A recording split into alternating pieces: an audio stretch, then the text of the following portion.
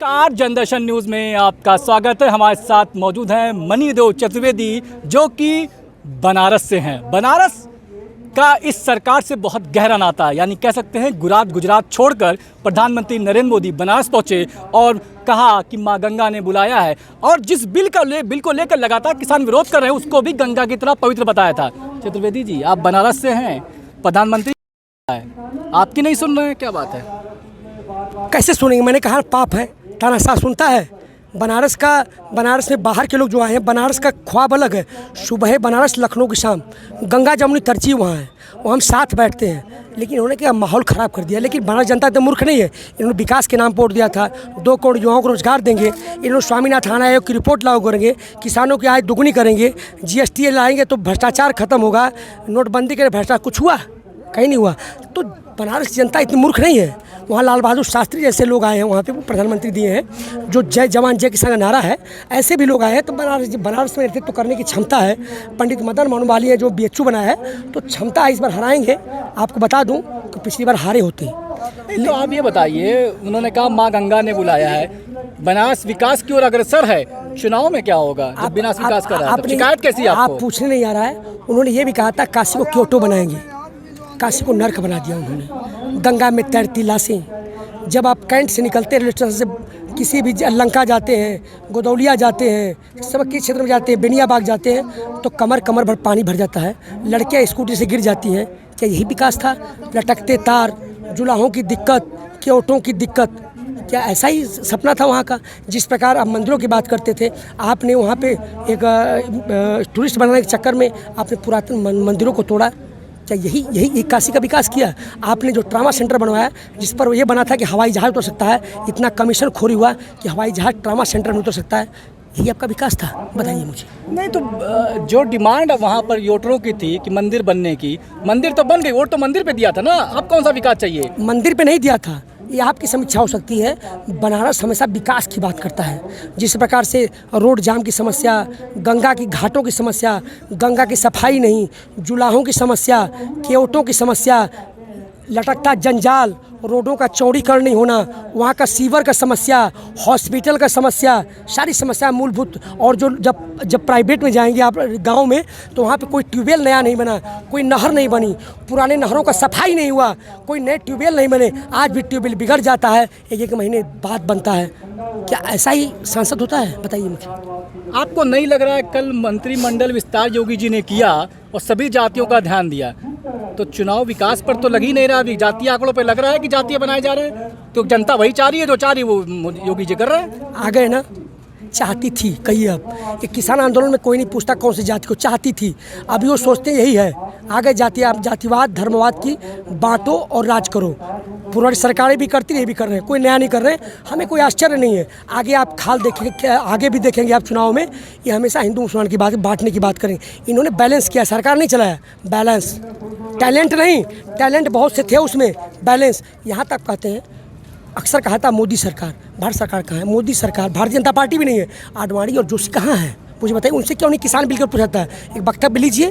राजनाथ सिंह जैसे लोग दरकिनार कर दिए गए हैं। तो सवाल ये है कि मोदी सरकार और उसके पिट्ठू योगी जी क्यों नहीं कहते कि हमने C2+50 मतलब स्वामीनाथन आयोग की रिपोर्ट लागू करने की बात कही थी, मोदी जी करिए? क्यों नहीं कहते? क्यों डर इस समय? कोई दिक्कत है योगी जी को? क्या लालची है वो? सन्यासी तो लालची नहीं होता, वो तो कभी चला जाएगा, जंगल में रहेगा, तो उनको कौन सत्ता का लालच? कहिए ना कि सर हमने स्वामीनाथन आयोग की रिपोर्ट लागू करने की घोषणा पत्र में बात की थी, लागू कर दीजिए भाई। 25 हमको भीख नहीं चाहिए, इमदाद नहीं चाहिए, हमें हमारे फसल का मूल्य चाहिए। 25 पर 5 बढ़ाते हैं, उसमें 70,000 का नुकसान हमें है। बताइए कि विपक्ष किसान आंदोलन में समर्थन की बात तो करता है, लेकिन सहभागिता नहीं लाता। क्या ये सिर्फ जुबानी जमापूंजी है? दोहरा चरित्र, सिर्फ वोट बैंक तुष्टीकरण की राजनीति हो रही है। वोट बैंक की रोटी सेकी जा रही है, कफन के कपड़े से लोग जेबें सिलवा रहे हैं, लोग जहाँ चिताएं जल रही है उस पर हाथ सेक रहे हैं, रोटी सेक रहे हैं, और उस कब्रिस्तान पर अपने महल तामीर करने का प्रयास कर रहे हैं। 650 किसानों की यहाँ पे बैठना चाहिए, लोगों को आना चाहिए, सांसदों को उतार के टोपी और झंडा हमारे साथ कहाँ है? हम आज बहुत परेशान हैं, व्यथित हैं, दुखी हैं। क्या 31 साल मैंने सरहद पर इसी दिन के लिए अपनी जो सुनहरे पल थे, जो घर में होना चाहिए अपनी पत्नी बच्चों के साथ, मैंने गुजारा किसके लिए? आप यूपी से हैं जी। किसकी सरकार 2022 में? अभी हम तुरंत का पत्ता खोले नहीं हैं और हम खोलने वाले हैं 2 महीने बाद। हमारे पास 3 विकल्प और वो खोलता है 3 विकल्प है। या तो हम उस पार्टी किसी एक पार्टी को समर्थन करें, ठीक, या जहां भाजपा हारती है जो जीतता है उसको समर्थन करें, या संयुक्त किसान मोर्चा खुद चुनाव में उतरे। लेकिन तीनों विकल्प खुले हैं, आएंगे चुनाव से पहले। कि एक फोन कॉल की दूरी, कहाँ है फोन कॉल? आज भी कहते किसानों से बात करेंगे, पिछली बार भी कहा था। तो आप कर लीजिए ना, हमने लिख के दिया था ना सर। आप कर लीजिए फोन से बात। बता तो रहे हैं, यहीं बगल में तो बंगला है। नहीं, वो फोन नंबर क्या है? अरे 7 RCR बगल ही में, तो चले जाइए। नहीं, ऐसे नहीं होता। हम जाएंगे। हम संसद में गए थे, मैं कुछ कहना नहीं चाहता, हम जाएंगे। संसद किसी बपौती के नहीं है। किसने बनाया? किसानों मजदूरों जौन ने बनाया। हमने कह दिया, इतना समझना, जाएंगे, वक्त का इंतजार कीजिए। नए संसद में, पुराने संसद जाएंगे, नए के पुराने। हम देखिए, ये पूरा हिंदुस्तान हमारा है। नए संसद पुराने संसद सब हमारी होगी। नहीं, नए में जाएंगे कि पुराने में जाएंगे, बताइए। सब में जाएंगे। हो सकता है मोदी ने नया बनवा के फिर बुलाया आपको। कोई बात नहीं, वो झोला उठा के जाएंगे। अमेरिका से आ गया बिना झोले के, कोई छोड़ने नहीं गया था ना, कोई लेने गया था। नारेबाजी बहुत हुई, स्वागत हुआ बड़ा शानदार वहाँ पे। मोदी कहाँ? का कैसी बात कर रहे हैं? मोदी के नारे अरे कह रहे हैं, आप देखते हैं मीडिया, हमसे वीडियो ले लीजिएगा, खंगाल के देखिएगा। सबसे पहले बेइज्जती वहाँ गए थे तो जस्टिस फॉर सिख है, उन्होंने उनको नोटिस पकड़ाया, सम्मन। फिर उसके बाद कुछ चुनिंदा लोग खड़े किए गए थे और वहाँ पर वो ढोलक बजा रहे थे। वो बोला मैं म्यूजिशियन हूँ, म्यूजिशियन के तौर पर आया हूँ। कोई वो लोग बनाने वाले नहीं थे वहाँ पे। हमारी इंडियन मीडिया थी, फॉरेन मीडिया नहीं थी। कोई बड़ा नेता नहीं रिसीव करने आया था। कमला हैरिस मिली, ट्विटर पर उनका जिक्र तक नहीं किया, जबकि अफगानिस्तान की, साउथ अफ्रीका के प्रधानमंत्री उसका जिक्र किया है, ठीक है। कोई छोड़ने नहीं है, खाली मोदी जो न्योता दे के आए कमला हैरिस को, क्या ये ठहर जाइए? देने दीजिए ना, क्या गति हुई? अब हाउदी मोदी से आगे बढ़ना था ना, नहीं हुआ। जब आदमी की लोकप्रियता घटना चाहिए, बढ़ना चाहिए। और भी समीक्षा किया है लोगों ने। लोकतंत्र का पारा यहाँ घटा है। जो 53वें स्थान पर थी, आज कम से 50वां स्थान चली गई। तो कहने की ग्राफ गिरा, उसका मालिक प्रधानमंत्री है।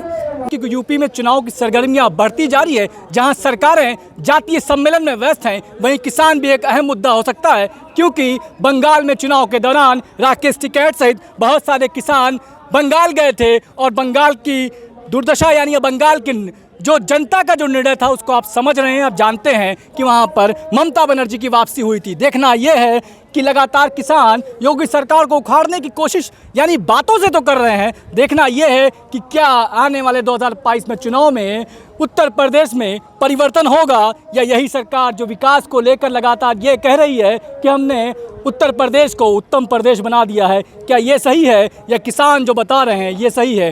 ये तो जनता पे निर्भर करता है, क्योंकि वोट तो जनता को देना है। आने वाले समय में वक्त बताएगा कि 2022 में हालात कैसे होंगे, क्योंकि आंदोलन तो जारी है और सरकारों का कार्यक्रम भी जारी है। वीडियो जर्नलिस्ट शबूर सिद्दीकी के साथ मैं अशरफ सैयद, जनदर्शन न्यूज़, क्रांति गेट से।